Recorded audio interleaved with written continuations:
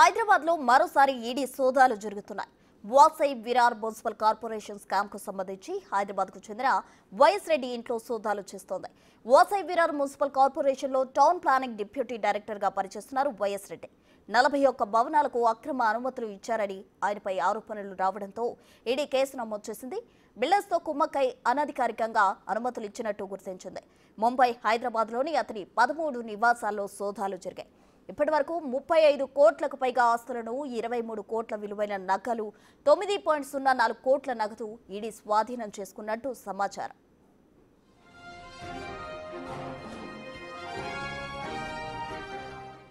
అక్రమంగా బిల్డింగులు నిర్మించిన వారిలో సీతారాం గుప్తా, అరుణ్ గుప్తా కీలక పాత్ర పోషించారు. గతేడాది జూలై 8న ముంబై హైకోర్టు ఈ 41 అక్రమ నిర్మాణాలు కూల్చేయాలని ఆదేశాలు ఇచ్చింది.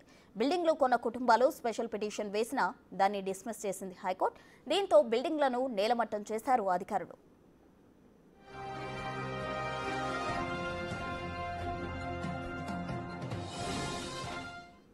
వైఎస్ రెడ్డిపై గతంలో కూడా ఆరోపణలు వచ్చాయి. 2016లో తనపై ఉన్న కోర్టు కేసులను విత్డ్రా చేసుకునేందుకు అప్పటి శివసేన కార్పొరేటర్ ధనంజయ్ గాంధేకు 25 లక్షల రూపాయల లంచం ఇవ్వడానికి ప్రయత్నించారు వైఎస్ రెడ్డి. ఆ సమయంలో ఆయన్ను ఏసీబీ అధికారులు అరెస్ట్ చేశారు.